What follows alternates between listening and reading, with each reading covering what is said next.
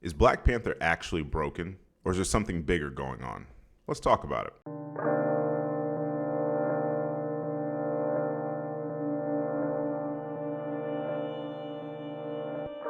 YouTube, what's going on, man?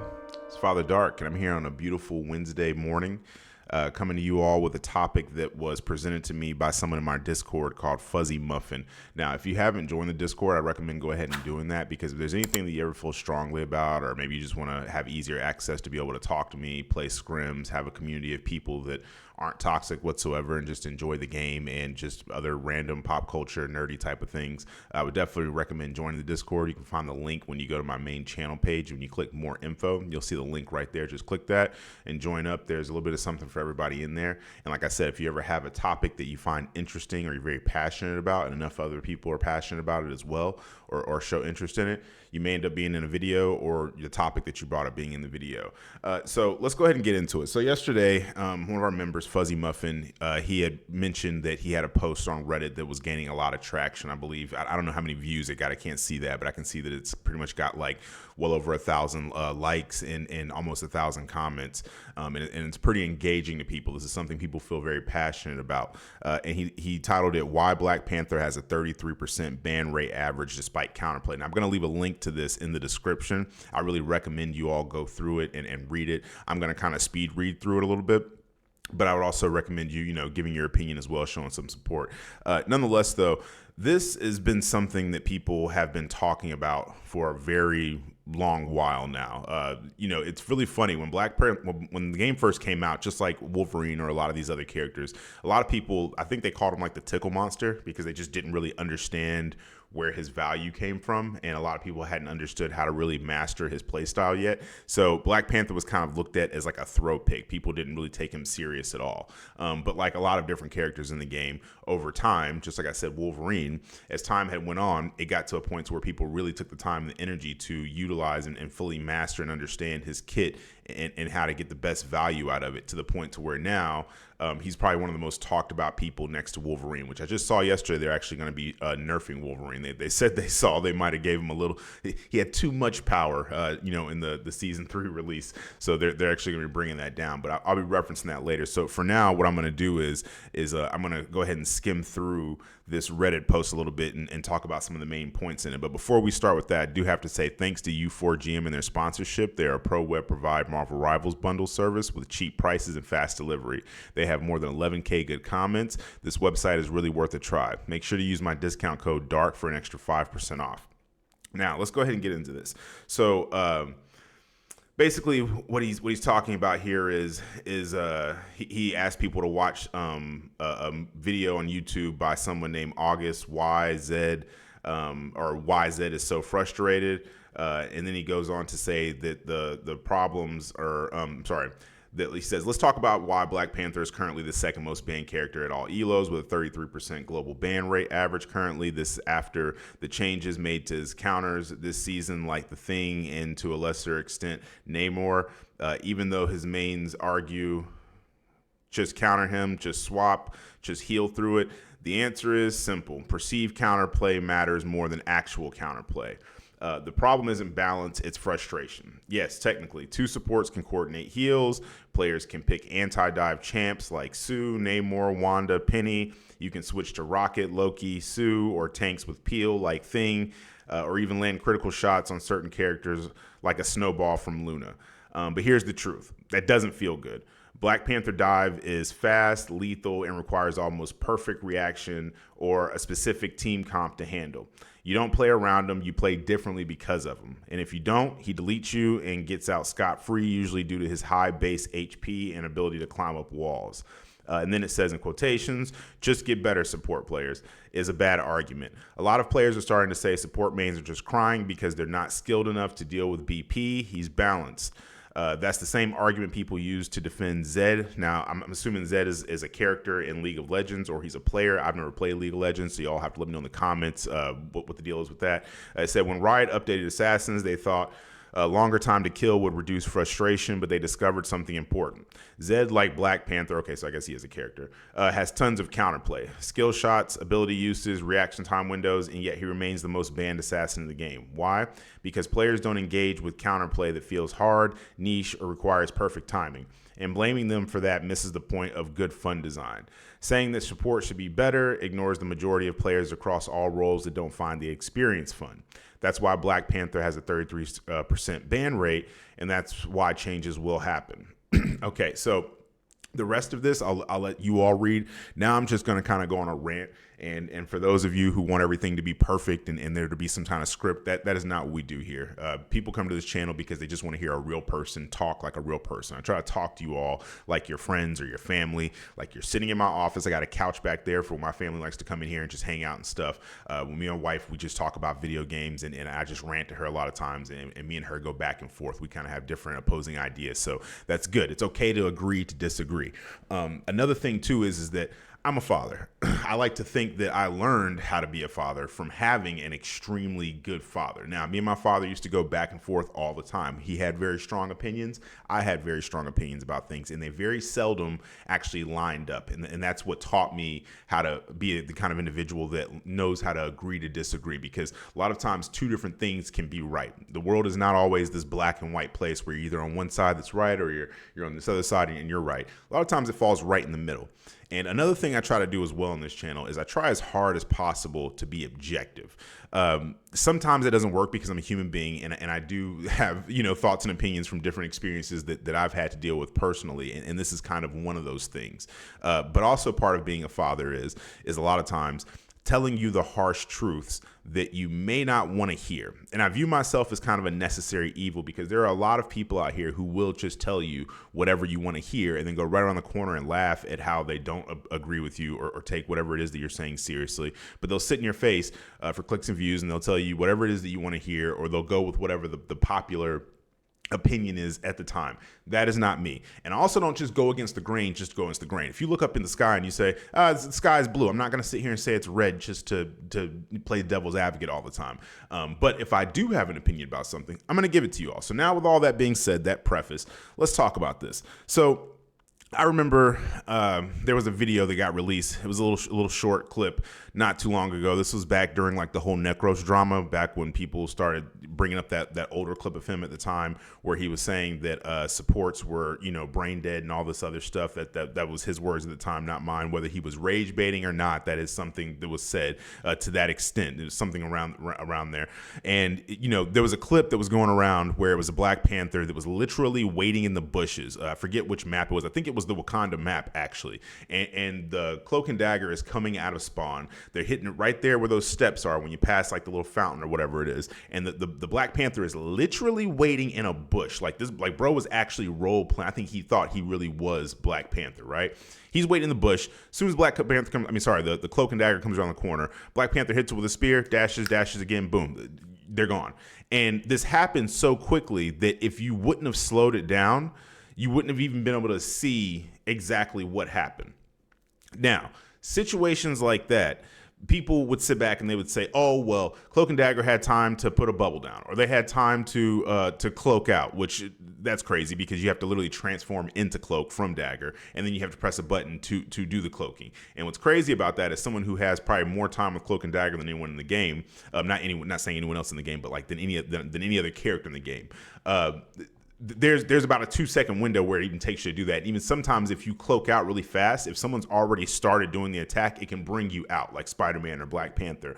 There's other characters too, but I've been noticing that a lot more lately. People are starting to get really aggressive with that, and just because you cloak doesn't mean they're not going to try to snap you out of that cloak ability really quick. And putting the bubble down, yeah, that sounds good, but you have to actually know that you're being attacked to be able to put that bubble down, right? And the thing about it is I know a lot of people might think, oh, well, he's on the side that Black Panther is broken. I don't think that he is. I'm going to tell you why I don't think that he is, okay?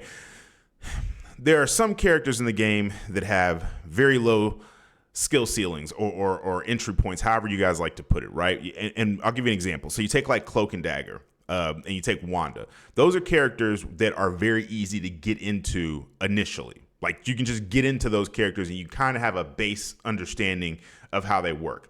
Now, I believe that's what you all call it, is the skill ceiling, right? Now, that is like when you get to the point to where you have actually mastered this character and you are actually going to be diffing people on a regular. Just because a character is easy to get into does not mean that there's not a lot of skill that can be mastered with that character. This happens all the time. Do you know how many times I get cloak and daggers on the enemy team and then I have to pick cloak and dagger because I'm a flex player by force. The fact that everybody wants to insta-lock DPS, and usually I'm having to tell my team like, hey, probably should have like another healer as well as me, because if I didn't say that, a lot of times people just wouldn't even care. But the thing is that we'll get a cloak and dagger on the enemy team, Sue Storm, whatever, and they think, oh, I just have to sit here and throw these heals out and it's no issue. They don't realize when you ult, that can be a game-changing moment. If I ult perfectly, I should be finishing my ult in the back line, forcing the healers to jump off of it, separating them even further from their team. Then I cloak, blind them really quick, delete both the healers, and then push back to my team before my ult is done. That's one little small part of Cloak and Dagger that is a massive difference than the average Cloak and Dagger player. A lot of players, they'll just go around in a circle or they'll ult off around this corner or whatever. Being able to understand how to be aggressive as a support player, being able to understand how to counter your counters like dive and stuff like that. Spider-Man, Black Panther, these people that are magic, these people that are designed to make your life a living hell. Understanding how to work against those characters. I made a video months ago called "No One Is Coming to Save You." I don't know if that's the actual title, but I'm pretty sure that's what it said in the thumbnail. And the whole point of that video was because so many people were complaining about Spider-Man and Black Panther and Magic as being support players. So I made a whole video saying, hey, you can't expect that your team, while they're fighting and they're in the thick of it, are always going to be able to just drop what they're doing and help you out. While you are not as powerful as DPS players, you are not completely helpless. In this game, you have the option and the ability to attack as well as you do to support and defend and stuff like that. And in this whole entire video, I showed the whole video was me going against as a Sue Storm, a Cloak and Dagger, going against Spider-Man, Magic, and Black Panthers.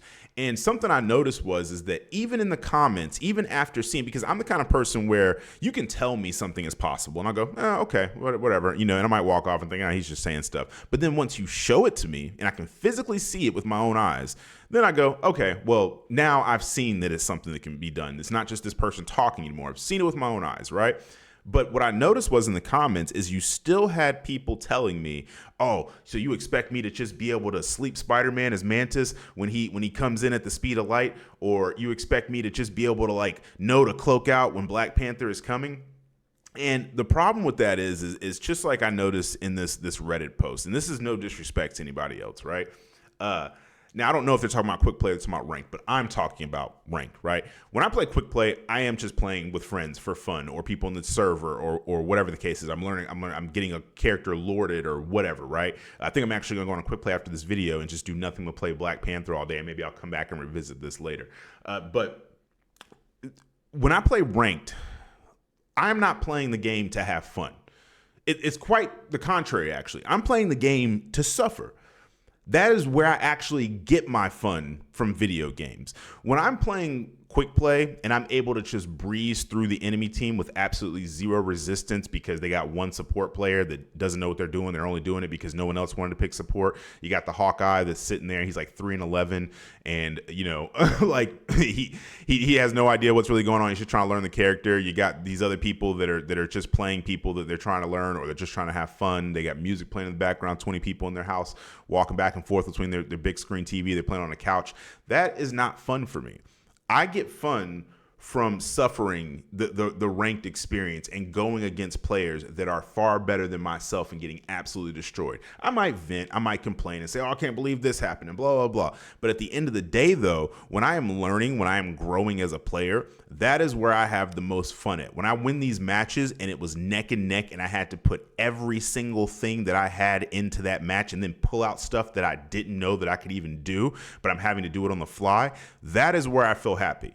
So people that are sitting back saying this isn't a fun experience, in my opinion, it's not supposed to be fun. That's like working out. I hear a lot of people, a lot of times they'll say, man, I don't know how you do that, man. I don't know how you get up early in the morning and do 200 push-ups and sit-ups and then go run a couple miles. That probably would hurt, or that would be irritating. Brother, working out is not supposed to be fun. Now, granted, there is this thing called a runner's high. After you've ran for a period of time and you get to that point where you feel like, you're just going to crash, it starts to feel good. It's like your body just kind of accepts it or releases the endorphins. I don't know exactly what happens. I've never looked up the science behind it. But there is this point that I get to where it's like, oh, man, I'm going to die. I'm not going to make it. And then I push myself past that point, and then I do feel great.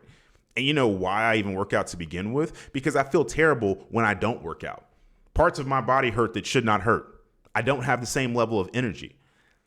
So the energy that I have to put into it when I wake up, it's so easy when you wake up sometimes to just say, man, I don't feel like working out today. I don't feel like having to do that. That would be a lot. I could just skip that and just go grab some breakfast or whatever and, eat junk all day and have a good time. It's not an issue. But when I start to notice that my abs are fading away, nothing else matters nearly as much. It's like, okay, whatever. It's time to get these crunches in. It's time to go for these long jogs, do these push-ups and stuff, get that definition that I'm looking for. And ranked is the same exact way. Sometimes it sucks when you're in it and you're getting absolutely demolished. But if you take the time to use those as learning experiences, you're only going to eventually get better. And you know what happens? Once you start to get better, you start to lose less. There starts to be less situations that become a problem for you. And, I just have to ask, too, as well, how many of you that are struggling with Black Panther, with Spider-Man, with Magic, with any of these characters that are dive characters, how many of you have actually taken the time to learn how to play these characters?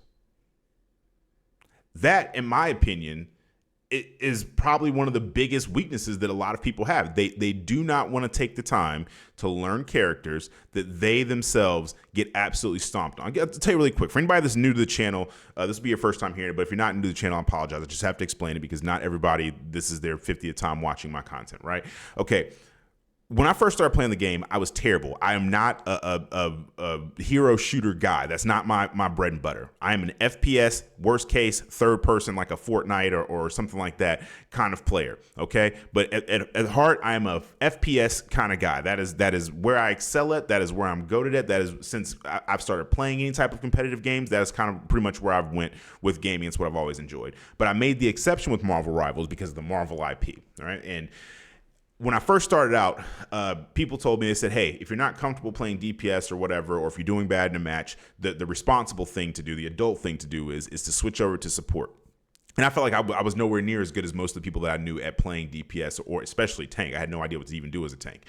So that's what I did. I played support. Now in this game, you know what happened? People were constantly diving me. I was constantly getting pulled off the map by Spider-Man. I was having Magics run up on me. And I'm just like, yo, is anybody going to help me? Like, what's going on? There's no way that you expect me to take out this person by myself as a support and still be able to heal you. But what I started to notice is people didn't care.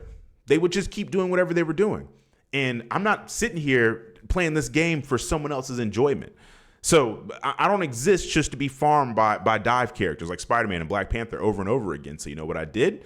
I started figuring out ways to not die to them. When I first started playing, I played as Mantis. And you know what I realized early on? Spider-Man and Black Panther have to get very close to you to eliminate you. They don't excel at eliminating you from a distance. They have to get very close to do what they're going to do. And you know what she has? She has this little thing called a sleep. And her sleep does not require pinpoint accuracy like Luna Snow's freeze. Her sleep has an AoE, meaning an area of effect. So I could just literally, the moment that I knew that I got stuck by a web tracer by Spider-Man and I knew he was about to swing in and uppercut me, I would just immediately throw the sleep at the ground, sleep him, buff myself, bing, bang, bam, two or three headshots really fast before he even wakes up, and he's been deleted. Now you've been deleted by the person that was supposed to be. It's when the predator turns into the prey type of deal. And that's the mindset that you have to have. I played a match a couple of weeks back, or maybe it was a month ago. I can't remember exactly how long ago it was. I was actually on a live stream. You can go back to the live streams. You can find it. I was playing, and I think I was leveling up on a console account or something like that. People had wanted me to see if console was easier than PC. Nonetheless, long story short, I was playing support because for some reason nobody ever wanted to play support on console. I don't know what that's about. It's like they have this stigma toward it or something. I was playing Sue Storm. and we're on a map, and Black Panther just is absolutely demolishing me. Like, bro's moving so quick, I can barely even see, right? But I can't switch off support to DPS because these guys just were not going to swap to save their lives. They would rather lose than swap. So I had to figure out how to make it work, right? And it was already midway through the match, so it was too late for me to try to, like, learn some different character. I'm playing Sue Storm, and I had to completely change how I played.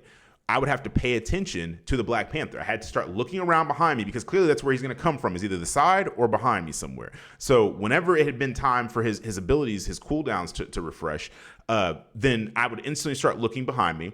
I would put a shield on the other healer really quick, and then I would go invisible the moment that I even saw him. Go invisible, he now has no idea where I'm at. You cannot delete what you can't see. It's just that simple. So what is he going to do? Thinking from the perspective of a Black Panther. What is he going to do? He's going to go for the other support. So what did I do? Preemptively put my damaging orb on her. The second that I saw him appear and go for her, I would immediately, while he's in the damage orb, he's already taking some damage, I would force pull him back, and then I would start deleting him. And on live stream, I talked about how I was going to do it before I did it, what I was going to do, and that's what I did. And I made his life absolutely miserable. As miserable as he was trying to make my life, I was able to make his life miserable. And it took a little extra time. I know you're thinking, well, if you were having to spend time thinking about this, how was your enemy team getting healed? Well, one, there's another healer, okay? They should be able to take over for a few seconds where it takes me to sit here and coordinate attacks against this Black Panther, right? They should be able to take over for just a second. And the thing, too, that I don't think a lot of people are thinking about is that if there's a DPS whose only job is to attack the supports and he's struggling to find the supports because one of them is literally going invisible and plotting against him, that's one DPS that is not attacking the rest of my team. So that's one whole thing of damage that just doesn't exist for these other people. And as soon as the Black Panther was deleted, I was able to go back to healing my team. And then every like 15 seconds or so, the amount of time that I know that it would take him to come from his spawn and set himself up in a position. Because like I said, these characters are not able to attack you the same way that everyone else is, where they just come at you from the front. They have to be strategic. They cannot make any mistakes. They have to do everything right. If they do anything wrong, it is curtains for them. And that is what I learned from playing DPS characters. High risk, high reward. It's not a situation where you just press some buttons and say, oh, look how easy this is. You know why most people don't play Black Panther? Because he requires skill and time. You know why there's a lot of Spider-Man players, but not all of them really serve any value to you? Because Spider-Man is extremely hard to master. He takes a lot of skill. You cannot mess up. You cannot have a support player give themselves some extra healing, like dropping a bubble, or God forbid the two healers are working together and they're patty caking, or DPS turns around and helps them out mid-attack or something like that. You can't have anything go wrong. You rely solely off of the fact that your opponent is completely oblivious and has no idea how to fight back.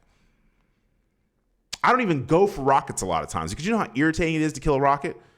You have to sit here and do all this stuff right. You know what he does? He just keeps pressing the same button that he's pressing, and his orbs heal himself. And even just that little bit of healing sometimes that he's getting is enough to where you're going to have to add in like all these extra steps to the already complicated thing that you were doing. So a lot of times I just won't even go for him. Same thing with Jeff. The second you get Jeff one shot, you know what he does? He just goes underground. Like within like 2 seconds, he's already like fully healed pretty much. They're characters that are irritating. Loki, you do all the right stuff to him, and you know what? Bro just puts a lamp down, and now he's like invincible for a short period of time. I mean, it's really funny too, because like I was saying in regards to people not wanting to learn new characters, I'm no exception. Even though I'm a flex player and I know a lot of different characters in the game because I've been forced to learn a lot of different characters in the game just to be able to win and survive at the end of the day, it's funny. I noticed yesterday, I was playing a match, and I don't remember exactly what it was, but there was something that was going on. It was some type of way with the match, and I had to play tank to where I said, you know what? All the tanks that I know they're not good at like creating space like with a shield. They're more like aggressive tanks like Thor, Emma, stuff like that, Hulk or something like that. Tanks that are just brawlers that get up really close. I know Emma's not technically a brawler, but I mean, she kind of is like a hybrid, but you get what I'm saying. Her little shield, it gets depleted like right away pretty much. She's got to get within a certain range to even be effective to begin with, right? And I thought about it. I said, you know what? I've never played Doctor Strange. I think I played Doctor Strange one time for the very end of a match because someone I was playing with in the Discord asked me right at the very end, the only way we were going to make it back to point to be able to win this game was if I made a portal as Doctor Strange. And we were the only ones that were talking in the Discord. The rest of the team couldn't hear us, and we didn't have time to type it out or anything. So I played him just long enough to get us to the portal, and we actually ended up winning. But I didn't contribute that to me switching over to Strange. It was more just like I used him temporarily for his portal ability. But yesterday, this was the first time that I actually, from start to finish of a match, actually I think at the very, very end, I did switch over to Emma just when we got to that final little point, just because she was more relevant. But the point I'm making is that I finally switched over to Doctor Strange, and I actually had the time of my life playing Doctor Strange. Was absolutely steamrolling this team, and this was my first time really playing him. Now, the thing is like I think with being a flex player is that it starts to become easier for you to learn characters faster because you start to really pay attention to what other people are doing with that character. So I noticed like with Strange, for example, people will, they'll come up on a squishy, they'll shield to not take any damage, and then they walk up, they shoot their main attack, they use the melee, and then they release his dark energy or whatever it is, and they might do the melee again or something, right? And that usually deletes squishies pretty quickly. So I was just imitating that same combo. I'm just spamming it over and over again. And same thing with doing his ult. Obviously, Doctor Strange usually flies in from the sky, drops down on people, and does his ult, and then goes for the support players and stuff. So those like basic things that I had picked up from watching other people. But even then, it surprised me. It made me think like, why did it take me this long? It's about 3 seasons it's taken me to actually use Doctor Strange. And the final tank that the final boss of tanks for me is Magneto. There's just something about Magneto. I'm pretty sure it's just how slow he moves and the fact that he is like more of a poke tank, and it's just kind of irritating to me. At the end of the day, if I can choose brawl over poke, I'm always going to choose brawl. I like getting up close and personal and being rewarded for doing a lot of damage once I'm able to close that space and get up close and personal.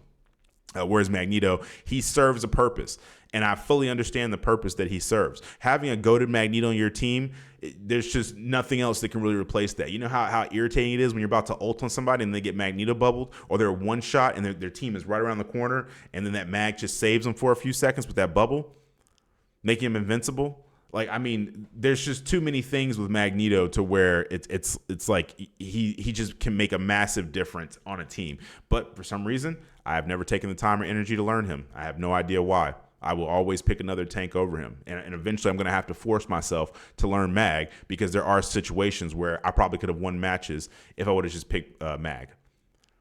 And I know this is a long rant, and you're wondering what all this has to do with everything, but it's all about opening our minds and our thoughts to stuff. Because when I first started playing, I thought that if I sat in the back as a support, I was safe back there. The tanks are going to take most of the damage on the front line, and the DPS are going to handle whoever comes back there. But then when people start coming to the back lines, like I said, you're either food or you're not. It's just that simple.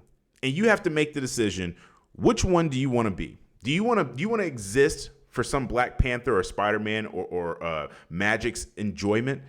Do you want to exist to make them happy while they farm you repeatedly? Or do you want to learn ways around that? Me personally, I don't exist for other people's enjoyment. I mean, I make content for you all's enjoyment. Sometimes, a lot of times, you all don't necessarily enjoy it. It's a hot topic, and it just makes you all come into the comment section and call me all types of names because I didn't say the thing that you wanted to hear. That's fine. It is what it is. But at the same time, though, when I play a video game, that's for my enjoyment. Is it always going to be fun when you're losing? No. But if you're taking the losses as a lesson and learning from them, you're going to have a completely different experience. And, making excuses and saying, well, what am I supposed to do against this? What am I supposed to do against that? At the end of the day, there's somebody who's in your same exact position who is choosing to not complain and to learn how to get around whatever situation is that they're in. Now, as far as quick play and people's enjoyment in that, that's going to have to be something that's up to like brighter minds than myself, because there are some people that only play quick play, and that is where they do their competitive gaming at. Me personally, I don't take competitive seriously. I think that's why it should exist. There should always be a quick play and a competitive mode. There's a reason why there are no bans in quick play, because in my opinion, there shouldn't be. Everybody should. Where else are you going to learn these characters at in a real experience? and then in ranked, that is where I go and I buckle in and I say, hey, look, then now it's about to get real. I'm playing ranked now, right? Like this should be extremely hard and complicated for me. And it usually is. But like I said, though, those are just my thoughts and opinions on the Black Panther thing. Do I think that he is broken? No, I don't think he is broken. But do I think that he definitely forces you to change how you're playing the game? Yes. I just don't think that should be punished because someone took the time to get really good at a character that requires you to be really good. If all Black Panthers had to do was just look at you and press a button and that was the end of it, then I would say, okay, maybe that is a bit broken. But there is a massive skill ceiling for people to become good at Black Panther. It is not, if he was that easy, everybody would be doing it. But he's not. I get Lord Black Panthers on my team all the time. Had one yesterday. He goes like 3-12. Bro was absolutely terrible. He couldn't hit water flow out of a boat, man. Like, bro was just absolutely probably one of the worst Black Panthers I've ever seen. But he was a Lord Black Panther. He was getting diffed on the other team by another Black Panther that wasn't even a Lord. Now, this could have been his alt. He might have been a Lord on his actual account. I don't know. But, it was ranked. But at the same time, though, let's just say that he wasn't. That wouldn't be the first time. You know how many times before I got Thor Lord that I would come across another Thor that was Lord, and I'd be thinking like, oh, this guy must be really good. He's Lord, man. And then he wouldn't even be using like his bubble or anything. He would only be doing certain attacks and combos and stuff when I would start doing it. And it's like, oh, this guy just has only played Thor since the game came out, but he's been playing him incorrectly, right? And even I do that sometimes. That's somebody the other day on my stream. They're telling me like, yeah, you realize you never use his throw.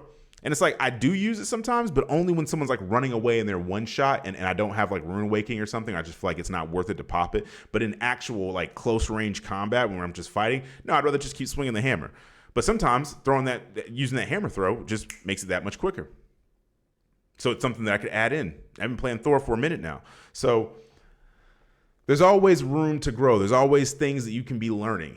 And instead of just complaining until characters get nerfed because other people don't want to deal with it, let's just think about it from your perspective. What's the character that you like? What if people start complaining about that because they just don't feel like having to switch anything or switch their characters to counter what that individual is doing? Are you going to like that? Is that going to be a good feeling for you? I wouldn't think so. As soon as I got good with Spider-Man and got him Lord, they immediately just started nerfing this man into oblivion. And what's irritating about it is that these same people that sit back and they complain about how broken the character is, they don't realize how many times they don't see all the B takes where I get absolutely demolished by a cloak and dagger. Puts a bubble down immediately, and before I can swing away, she's already blinded me. I don't know where I'm going now. No good Spider-Man player has auto swing on. So you have to be able to actually see what you're swinging, what you're attaching your web to when you swing.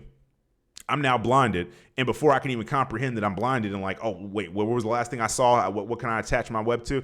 I'm already, deleted. That quick. How many times I've dove in on a mantis and she put me to sleep and went right back doing what she was doing and then buffed herself, turned around and deleted me? How many times I've been swinging through the sky and I get frozen by a Luna and then her and the other DPS just delete me, or they ping me to one of their DPS and he looks up and just deletes me and keeps it pushing. People don't see that. And even if they do see it, you know what they say to themselves? That's a lot of work. I don't want to do that. I just want to sit in the back and have fun and just keep spamming heals. Well, unfortunately, you're going to stay where you are and you're going to keep running into the same problems over and over and over again because you don't want to learn and grow and improve.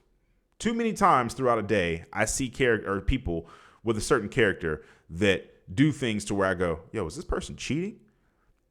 Kind of find out, no, this individual is just really, really good. They have taken the time to really utilize this character in their full kit. Maybe they go in an aim trainer for 3 hours a day and do nothing but just get their aim God tier, reaction time, whatever the case is.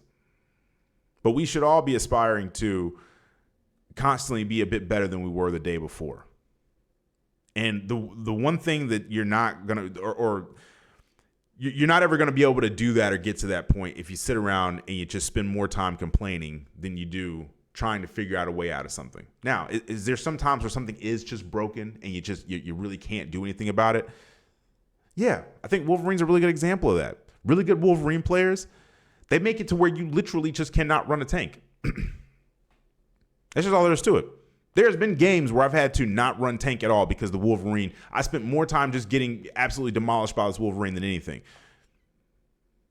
I actually won one of the games like that. I had a video like that where you would have, at some point you would have seen it if you're not new to the channel. But yeah, we were right there at the end of the match, and I just was so tired of every time I could try to do anything as Thor, Wolverine came out and immediately demolished me, right? And I ended up just switching over to Wanda. I think I was the only tank I was solo tanking. And one of the people on my team actually said, "Bro, what are you doing? What are you getting off tank?" Brother, we are getting zero value as me being tank. I'm just here for the enjoyment of the Wolverine at this point. As soon as I switched over to Wanda, you know what happened? Tide turn, we immediately won the match. Because one of their DPS, the only thing he really knew how to do was just go after tanks over and over again. Could he have tried going for other people? Yeah, but he just started getting deleted when he did that. When he went for me, he was having a great time. And our whole team comp was based off of us having a tank. And that's why I don't necessarily think that we need a role queue, me just being honest. But, that's a topic for another day, though. But like I said, though, I'm going to wrap this video up because we've already gotten to, it's been 35 minutes of me talking about it. I feel like I could talk about it for another 35 more minutes about, people talking about Black Panther and the whole entire situation and support players and, just this gaming generation's mindset toward how they feel like everything should just be fun all the time. And brother, I'm here to tell you that the reason why I love gaming is just like any other sport or anything else is because you can learn a lot in regards to how you should handle things in life. And anything worth doing in life is not easy. I love being a parent. I love having kids that look up to me and call me dad and want to run home to hug me and show me the stuff that they did in school and play video games with and have lightsaber battles and Nerf gun fights and teach them the stuff that my dad taught me. But if you think being a parent is easy, you are delusional. It is one of the hardest, most infuriating things on the planet sometimes.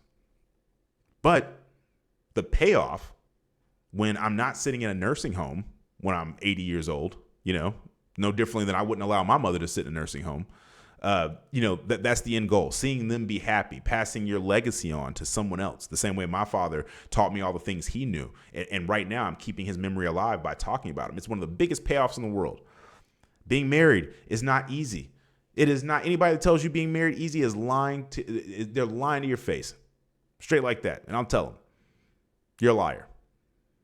Because it's not. You have to try to sit here and make it work with one other person. And there are no two people that think the same about every single thing all the time. You're going to disagree with people.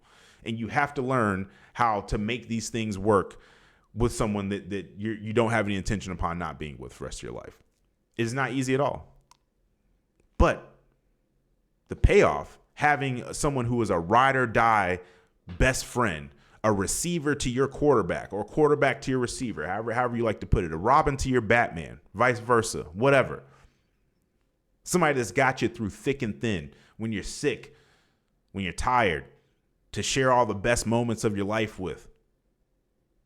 A teammate who balances you out, the yin to your yang. It ain't easy, but the reward, the payoff is amazing. It's the same exact thing with gaming. Gaming is hard. If you want to be good at gaming, it gets really, really hard because you're constantly, multiplayer gaming, you're going to go against people that want the same exact thing you want, to win, whether it has any real value in the real world or not, or whether you're getting paid for it because you're making content or you're in tournaments or you're just doing it just for your own fun and enjoyment. Everybody wants to win. Nobody is loading into a game to lose. I have never met a person like that in my life who existed solely to lose in video games, and that's where they found their enjoyment. So when you do win, it feels rewarding, especially when you win in the face of adversity. Meaning when you got a Spider-Man and a Black Panther diving you over and over again and you figure out how to make it work, there's nothing like that feeling. I mean, there's some other things, but like I said, most things are not going to feel as good as those moments for a gamer. That's what we do it for. The adrenaline rush, the endorphins that are flowing to our brains. That's why we're here. So we're all here. That's literally what game design is trying to get from you, is that rush. That's why it feels so rewarding when we get those hit markers and we hear the ping, ping. When you get those eliminations and the KOs flash up on the screen and the screen starts shaking and stuff. That's what we do it for at the end of the day. That big ass victory sign that pops up. It's just pixels on a screen. But think about how much energy and time you put into those pixels on a screen. And with that being said, I am actually going to wrap this up because we're at 40 minutes. This is probably one of the longest videos I've done in a while. But you know what? Every now and again, I just got to rant. And if that offends anybody, guess what? I don't care. Find another YouTuber to watch or listen to in this case. But yeah, so anyway, anybody that's still listening, I appreciate you for listening. And I know there's people who are going to disagree. Go ahead and leave those in the comments. This is your world too, just like anyone else's. You have the right to disagree. My thoughts and my opinions, like I said, only come from my experiences, right? So if you're listening and you find, that anything I said that you disagree with or you don't like it or whatever, just make sure you respectfully leave it in the comments. YouTube pretty much blocks half the comments anyway. I have to go through there regularly because they just block. Sometimes people be like, the weather, I didn't like it today, and YouTube's like, offensive. So, half the times it's not even me that's doing it. But if somehow you do, get through the filter and you leave something crazy, we just mute you anyway. It's just not worth my time or energy to have to deal with people that don't know how to have a, productive conversation. I apologize. And articulate themselves in a certain way, because the thing is all I ask out of anybody is mutual respect. I'm not going to talk crazy to you. I'm not going to call you names. I'm not going to curse at you. I'm not going to do those things. I'm going to talk to you like a gentleman, or a lady, whichever one you are. And all I ask is that you give me the same respect back. And if you can't, boom, the door is right there, buddy. So yeah, but anyway, let me know in the comments what you think, what your problems are. Do you think Black Panther should be nerfed? And try to not bring emotion into it just because you don't like Black Panther. Do you honestly feel like he is unplayable against, or there are things that you couldn't do to counter this man? Let's just be honest here. I get it. It's a very emotional, heated, conversation. But at the end of the day, though, let's try to be as unbiased as we possibly can in regards to the overall mindset. Is it easier to ban Black Panther so you just don't have to deal with them? Yeah. But is life like that? Can you always just ban situations and things in life that are complicated? Can you ban your electricity bill because you just don't like having to pay it? Can you ban your mortgage or your landlord, whatever it is that you got going on? Can you ban that so you just don't have to deal with it? No. Life keeps on moving whether you like it to or not. And it's nice in a game that you could just ban stuff. But what happens when you can't ban it? What happens when there's a bigger threat? Right? And those take up your band spaces. So just let me know. But that's all I got for this video. So I'm going to go ahead and wrap it up. But I do appreciate you all for listening. And this is Father Dark. I'll catch you on the next one.